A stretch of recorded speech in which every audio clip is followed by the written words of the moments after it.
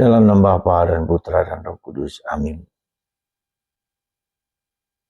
Allah Tritunggal Maha Kudus, puji syukur kami memasuki masa Minggu Suci, masa mengenangkan penderitaan Yesus.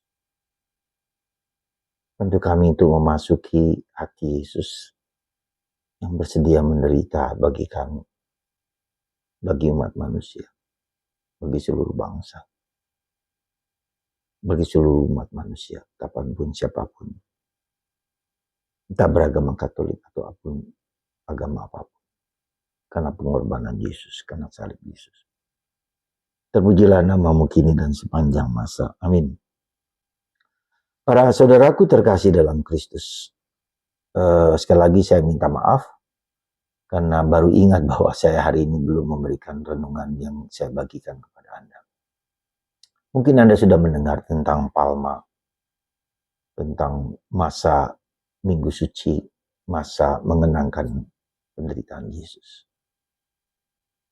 Tapi baiklah, saya mungkin mau membagikan tentang misteri kejahatan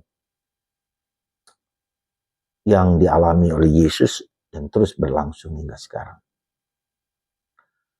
Misteri kejahatan itu kita pelajari dari Yudas Iskariot. Seorang yang murid Yesus, sahabat Yesus, dekat dengan Yesus, mengalami melihat Yesus yang mendengarkan ajaran Yesus, melihat Yesus melakukan banyak mujizat. Jadi dengan panca indera hidup bersama Yesus. Tapi mengapa dia tidak mampu untuk memasuki hati Yesus? Dan ini pula pertanyaan yang menjadi renungan kita bersama. Kita sudah lama menjadi pengikut Yesus, tapi apakah aku mau berkehendak memasuki hati Yesus, menjadi serupa, sehati, sepikir, seperasaan dengan Yesus? Dan itulah mungkin antara kegagalan Yudas Iskariot, tapi juga karena faktor-faktor lain. Ya, ada keterikatan Yudas akan pengaruh uang, akan pengaruh gengsi, akan pengaruh kekuasaan. Sehingga dia bersedia menjual Yesus karena dia berpikir dengan pikirannya sendiri. Inilah proses internalisasi, proses pendalaman, proses penghayatan iman kita kepada Yesus. Nah, karena itulah maka dalam Minggu Suci ini kita diajak untuk merenungkan tentang misteri dosa, misteri kejahatan, misteri ketidakberdayaan manusia, misteri kerapuhan manusia.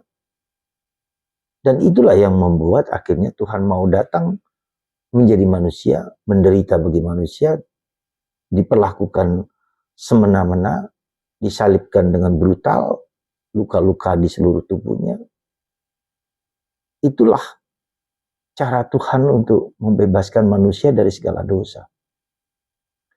Cara Tuhan untuk melepaskan manusia dari segala dosa dengan dia sendiri mengambil beban dosa itu yang seharusnya dipikul, ditanggung, digotong oleh manusia. Sekarang diberikan kepada Yesus. Betapa dalam, betapa luar biasanya cinta Yesus kepadaku, kepada Anda, kepada dunia. Maka seperti Kayafas bilang, orang ini menderita, dikorbankan bukan hanya untuk orang Yahudi, tetapi seluruh umat manusia, seluruh bangsa.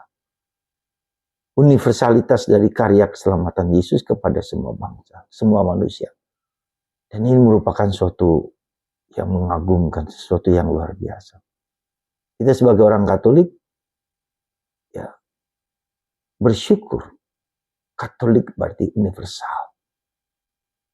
Dia menyelamatkanku, dia menyelamatkan manusia, dia menyelamatkan siapa saja, entah agama apapun, hanya karena Yesus. Karena itulah kita dipanggil untuk memberikan pewahyuan, pernyataan kepada orang lain, bahwa yang menyelamatkanmu, menebus manusia itu bukan karena pribadi lain, tetapi hanya Yesus. Maka Yesus mengatakan, akulah jalan, kebenaran, dan kehidupan. Sekali lagi, akulah jalan, kebenaran, dan kehidupan. Semoga dengan memasuki masa Minggu Suci ini, kita sekali lagi secara dekat memasuki misteri penderitaan, salib, tapi juga misteri keselamatan yang Tuhan lakukan dengan cara yang Dia sendiri bisa lakukan untuk kita. Kita rapuh, kita lemah, kita tak berdaya, dan kita butuh Tuhan. Sekali lagi kita butuh Tuhan dengan segala kerapuhan kita. Semoga masa Minggu Suci ini, masa mengenangkan Yesus ini, kita terima dengan penuh kegembiraan. Kita masuki penderitaan Yesus, misteri itu, dengan penuh harapan, penuh cinta kasih, keterbukaan, melihat, mengalami bagaimana cara Tuhan menyelamatkan Anda dan saya dan dunia. Berkat Tuhan atas Anda semua. Dalam Bapa, Putra, dan Roh Kudus.